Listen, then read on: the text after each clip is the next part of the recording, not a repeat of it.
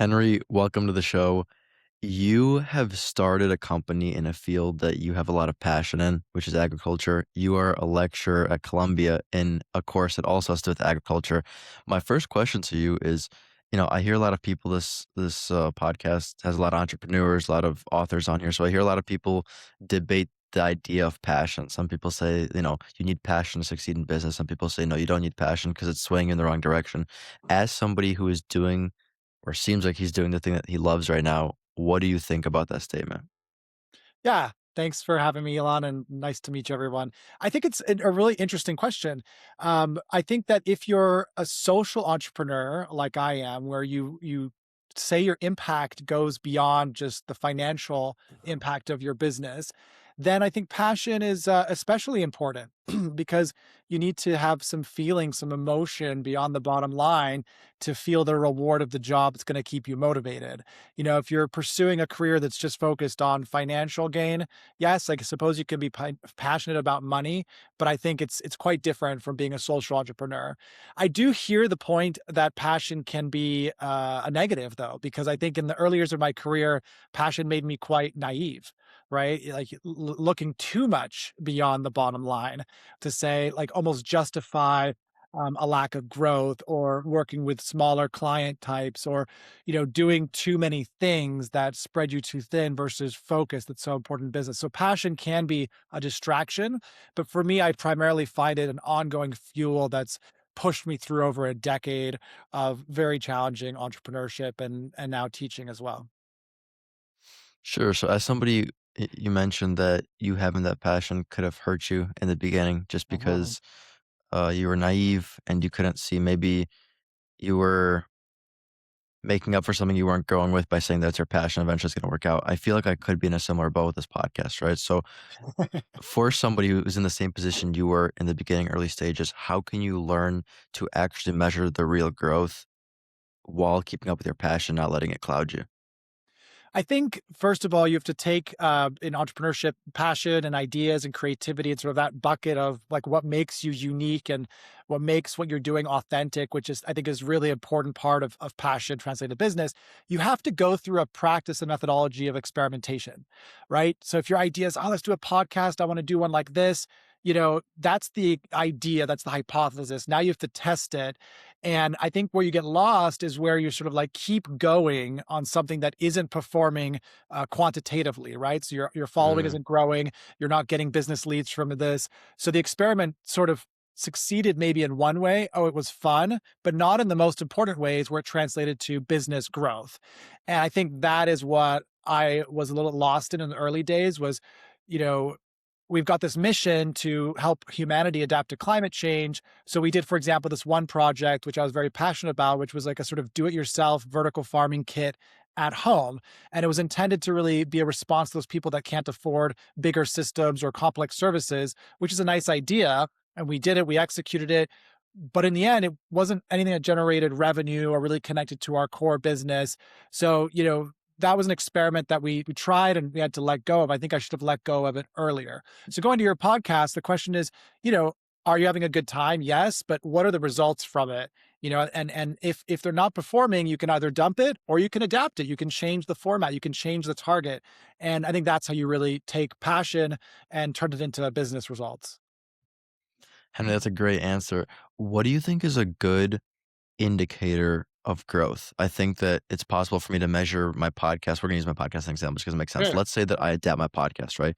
How many episodes, how many reps for somebody who has a different business do you think it takes to determine, okay, me adapting this thing is working or it's not working? I mean, when I started as a blogger. So I got interested in climate change. I had no experience. I was a political science undergrad, but I had experience blogging. I was a blogger for college. And, I had a process of experimenting with interests I liked already. I sort of developed it in high school after reading Descartes and his method of truth. And I started applying that. And the blogging thing was one of those that I tried where I found it was really interesting. I was learning new things, but it was very effective. I was building my reputation faster. And I learned that, the blogging itself allowed me to test ideas both what I like and what other people might be interested in, which you may find the same way. So I actually started 3 blogs and I set a time limit of 6 months. And I think 6 months is a good time limit for really seriously testing something. It's enough time to test ads in detail and let the algorithms optimize. It's enough time to test a brand really and see if you can push it, because you need a little bit of adaptation after the feedback from the first few months, and then you can really refine it and see what it does in those last 3 to 4 months.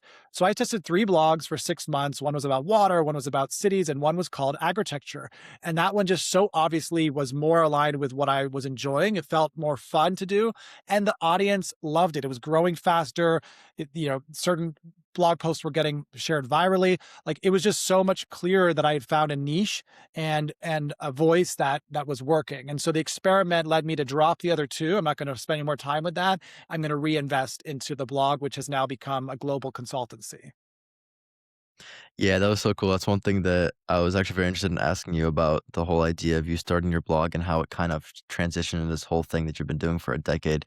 What have you found? Like, I feel like it grew so naturally, right? You started as a blog and now you're doing the thing. Like, you're working Yeah. so hard towards the business, towards consulting.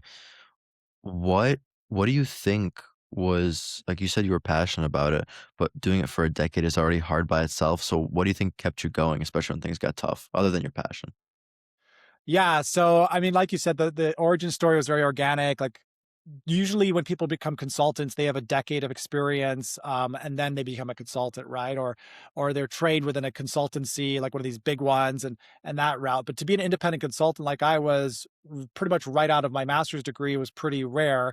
But it was because I had very successfully created an authentic, data-driven voice and reputation in a niche that wasn't fully developed yet, right? So there wasn't enough available consultants or data out there. It was sort of like a big fish in a smaller growing pond situation that gave me that advantage. So just strategically, that's why it made sense and worked in my unique context. And I think people, like I said, were really attracted to the authenticity and the analytical lens at which I approached the emerging sector of this, agriculture piece of it. I think the other question, which is how do you stay motivated after so long, is a really big one and a hard one. I mean, I think there's a variety of things that keep me motivated. I think one is the business and the lifestyle I've created from the business work together. So I am a nomad pretty much. I travel the world. I live wherever I want. Sometimes I don't have as many choices because I'm pulled by a client or whatever, but my life is anything but boring. In fact, maybe it's like too stimulated, but I've connected my business to my life.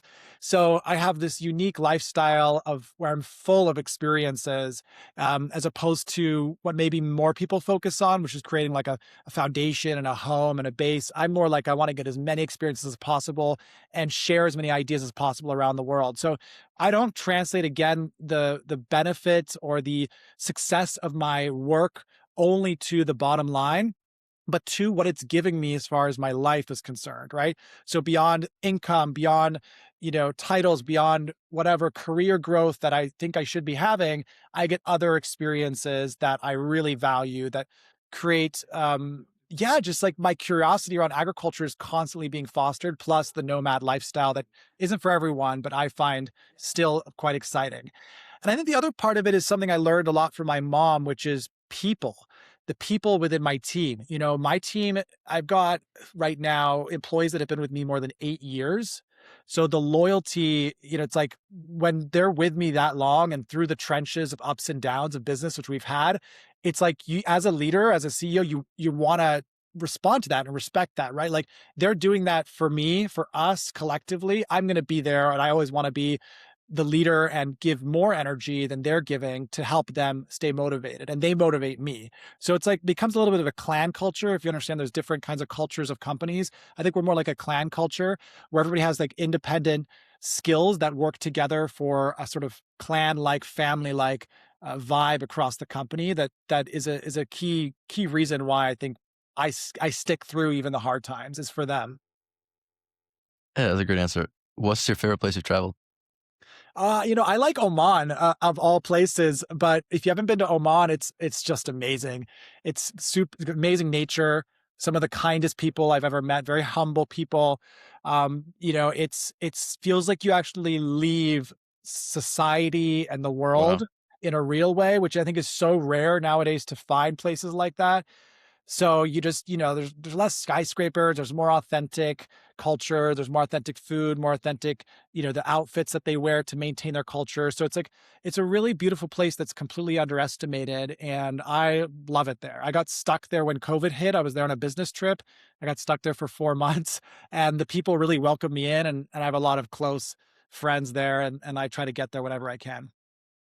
That's very cool. Henry, I feel like in the short time that I've known you, I feel like you're very humble and you're very empathetic. I can just tell by the way you speak. And I wonder if that's kind of partly due to you traveling a lot, because I feel like the more you travel, the more you kind of get a gauge of how other people live. You know, when you're stuck in the US, it feels like you're kind of surrounded by the same things, and there's like a lot of like I guess a more developed society, if you will.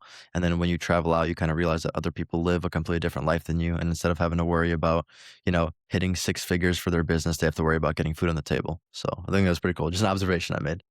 I mean, that's very, very kind of you to say, and I think there's a lot of factors that led into that, but one of them, yeah, is the international background. I mean, even before I started traveling as an adult, I was born in Hong Kong. I grew up in Hong Kong, Tokyo, Germany, Czech Republic, and Russia, all by 18. And within that time, my parents always wanted me to learn languages, so they would send me places to learn. So I grew up with a lot of privilege as far as a global experience that I've always felt like I'm part of a much bigger world and that no one is, we're all equals in our experiences really and our opportunities in a sense as humans. So it's yeah, it's from that, but it's also other experiences. I'm at early career opportunities where I had to work with people that were very different from me that I didn't get along with, and you get humbled through those experiences too. I think as a like CEO sort of blogger type, sometimes I can have a bit of ego, so I appreciate your feedback. But I think through like hardship, you really go back to some humility and authenticity and finding what you're good at versus what someone else is better at and knowing your place a little bit more. But thanks, it's very nice of you to say. Of course. Going back to something you said, so you mentioned how when you were blogging, you kind of found a good niche for Yeah. agritecture.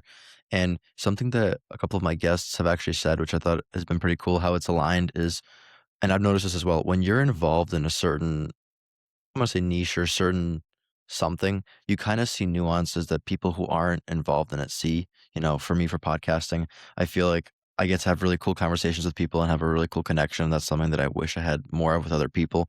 And it seems like nowadays I just see a bunch of small talk. So that's something that I'm actually working on right now. But it's kind of cool. Like, that's one of those nuances that I see in agritecture. You know, you said that you found a really good niche and you were growing very fast in the blogging space. What was that thing? What was the little nugget of information you found that you thought would put you ahead of other people?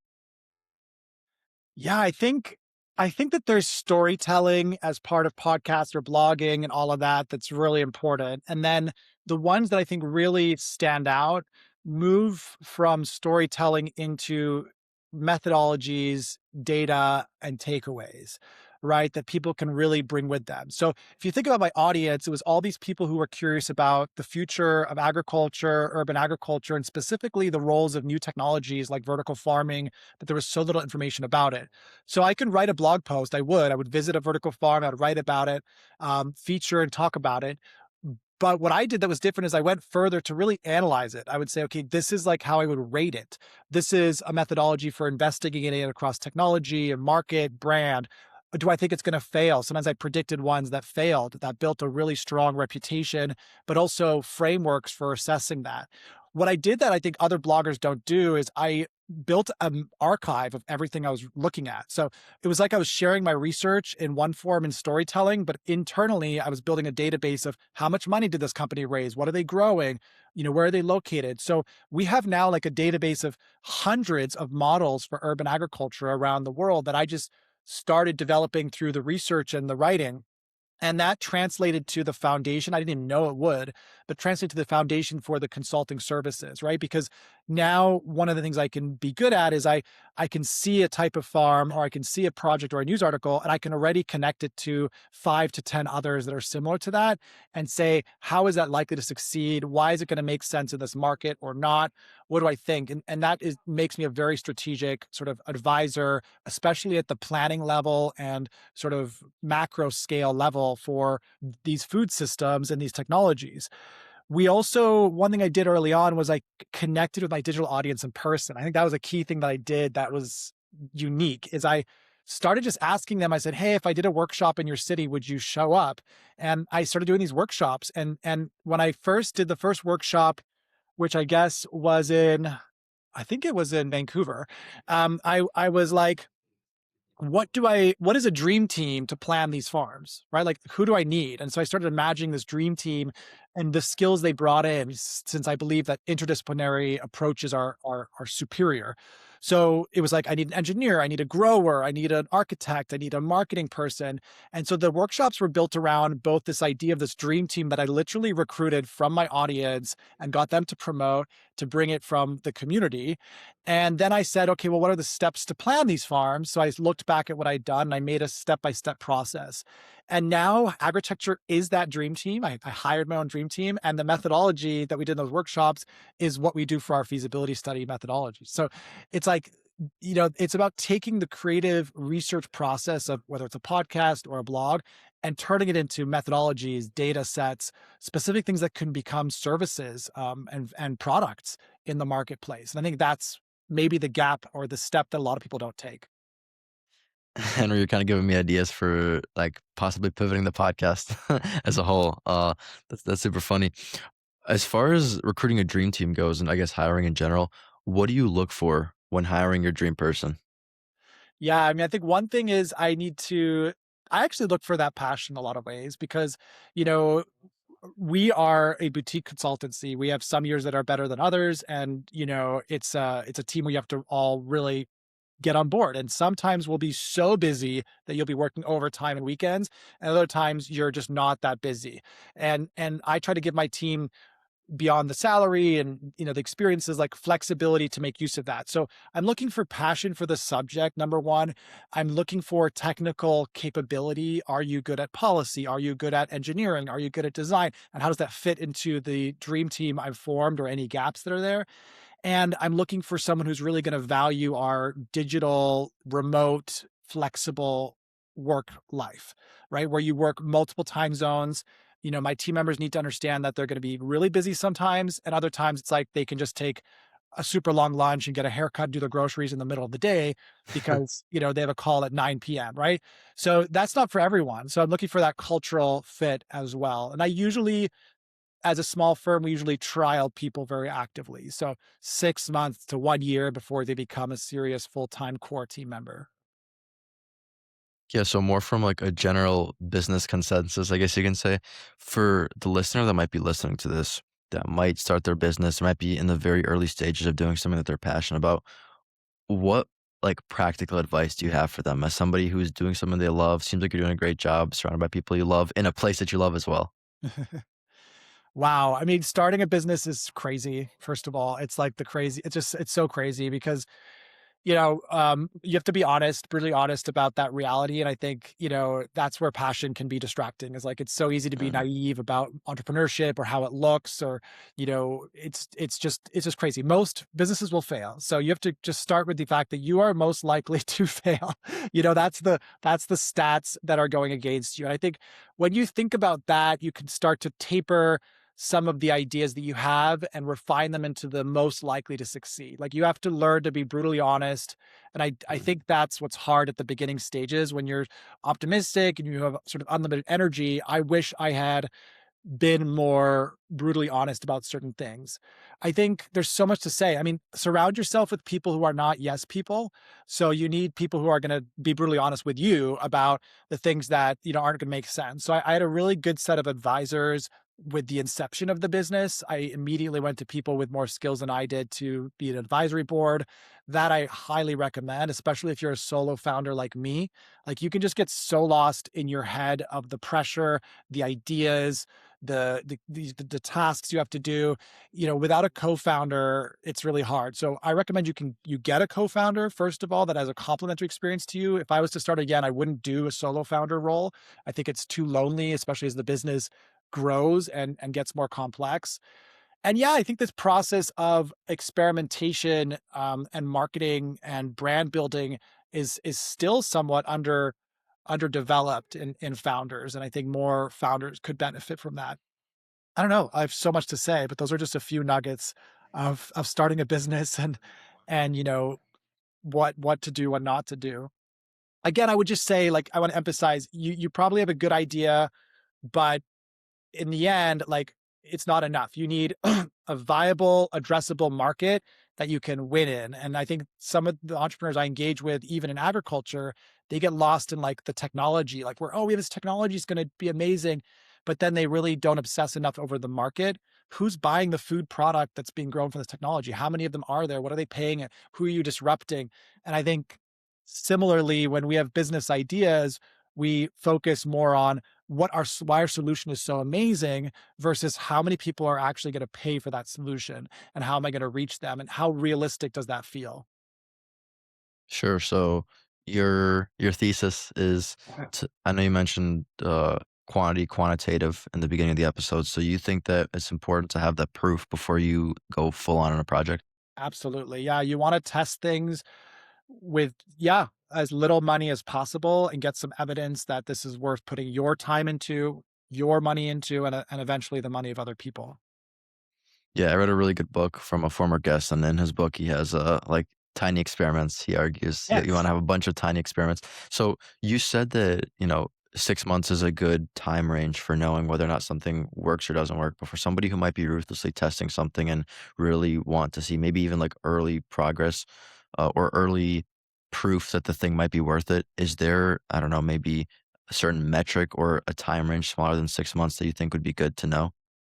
Yeah, I mean, I think 6 months for me is like a full experiment that will, like, let me know if I should build this business or not, or if this, major pivot in our advertising, our language, our new service makes sense.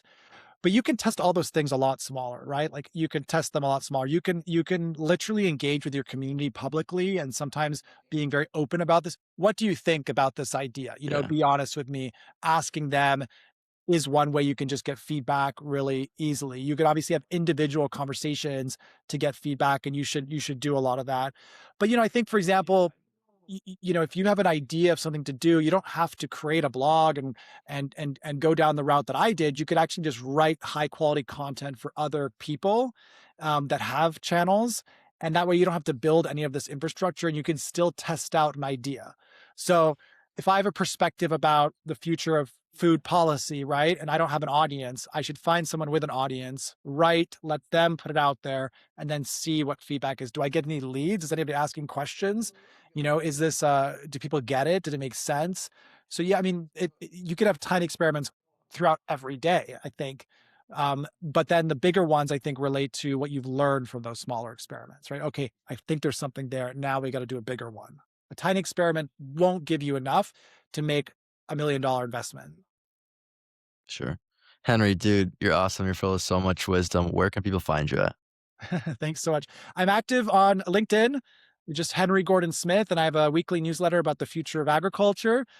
So there's lots of good stuff on there, and on Instagram, I'm the Agritect. So like architect, but agritect, and I post farm tour videos and all kinds of content as I travel the world there.